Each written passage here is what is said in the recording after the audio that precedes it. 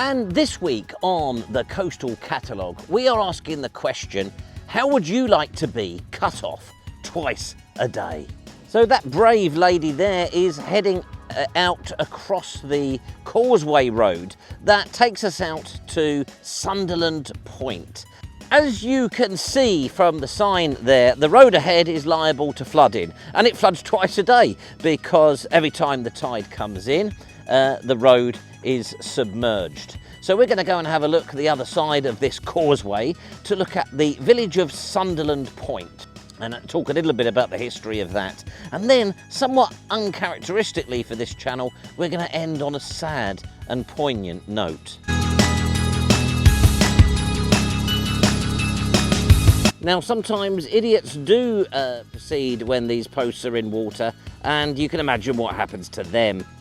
I've pulled over halfway across the causeway to show you the basin.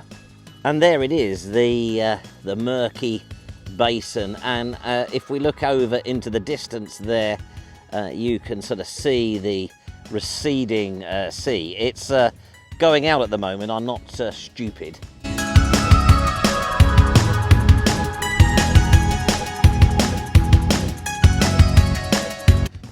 We've dumped the car, and from here on in, it's all on foot. And for those viewers of a southern persuasion, I ought to explain that it's called Sunderland Point, but that doesn't mean it has anything to do with the northeast. Sunderland Point is actually on the northwest coast, at the point where the River Lune joins the sea.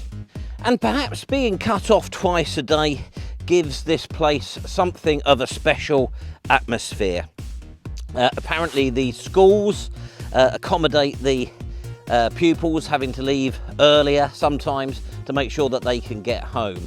And the villagers here at Sunderland Point steadfastly refuse to allow anything like a tea room or a coffee shop or a sandwich bar or a pub, etc., etc., to be set up here. They want to preserve things as they are, and quite rightly so.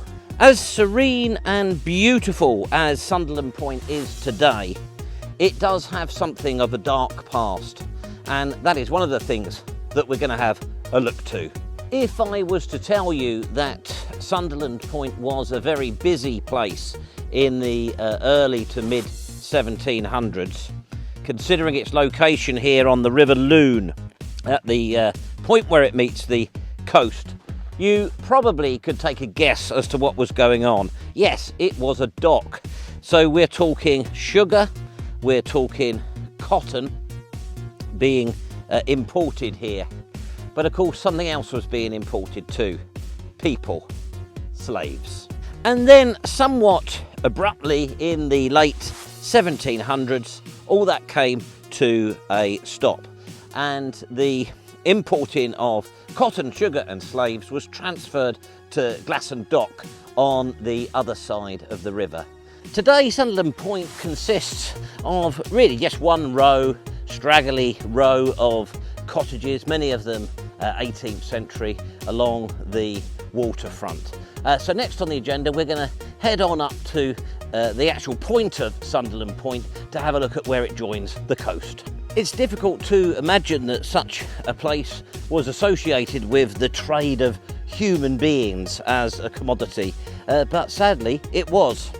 As we approach the point of Sunderland Point, we pass what must surely be its most desirable residence, a spacious period property with many fine character features and generous accommodation arranged over 2 floors with well-tended and maintained gardens.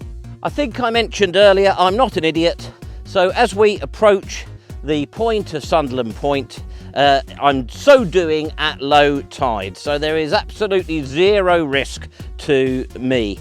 It's a fine viewpoint. At this time of day, you're looking across seemingly miles and miles of sand. There's Plover Scar Lighthouse. I can actually see Blackpool Tower in the distance, way off down to the south. And we're now heading off towards that sunset to tell our final sad story of this vlog. It's taken me a little bit longer than I remembered to get to our destination from this side of Sunderland Point. So I'm going to just have a little breather here, and that gives me the opportunity to reach out to a fellow broadcaster. Unless you've had your head in the clouds over the last week, you cannot have failed to see the tragic outcome for Phillip Schofield. He's lost his job on Great Morning Britain. We want to reach out to him. Phil, terrestrial TV is old hat, it's the past. The future is streaming and YouTube, that sort of stuff. So we've got an offer for you. We've got a number of ideas. My particular favourite is this one. It's Schofield's Saxon crosses. We think you'll be great at it. So hey Phil, you know what to do. Get your people to talk to our people and we'll sort this out. Finally, we are here. As the sun is setting in the west, we reach this poignant place. It is Sambo's grave. I had planned to call this week's vlog Sambo's grave, but then I had second thoughts about that with all this woke space stuff going on. I thought the vlog might get taken down, so that's why I opted for cut off twice per day.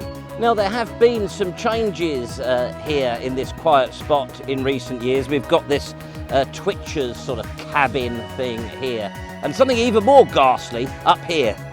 It's called the Event Horizon apparently, and I've got no idea what it is other than a gargantuan waste of money. And here it is, Sambo's grave.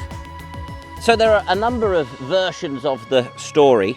The main one is that he was a cabin boy, which means slave, and when his ship docked here at Sunderland Point, he immediately died, and the locals brought him out here outside of consecrated ground to bury him.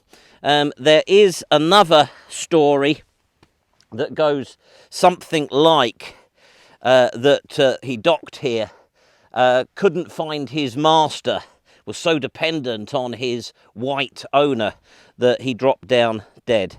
But interesting that they felt they needed to bring him outside of consecrated ground to bury him.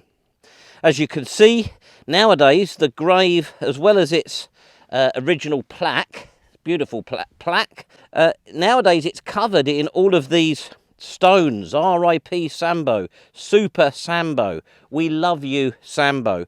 It's almost like there is an awakening in people and a sense of horror at what we were doing. Unbelievably, Lancaster was the 4th largest port for the transportation of slaves up until 1807, when the slave trade was finally abolished here in Britain. There's an information board here titled Sambo's grave, which gives me some encouragement that I'm not going to get disbarred for using that term. I know all this stuff, but one thing it's reminded me was just to mention that the name Sambo wasn't his name. That was a generic term given to male slaves at that time. And I guess I should also take some comfort from the fact that the Ordnance Survey, those experts, do label it as Sambo's grave on their Ordnance Survey maps. So I think we're okay still to use that term, although I imagine they've got a team of marketing people at the Ordnance Survey currently working away to come up with a name to replace it. Sambuku's grave, or something like that, probably. Now, I told you I was going to do a poignant ending, so this is it. It was in the late 1700s that Sambo was laid to rest here in this quiet and lonely place.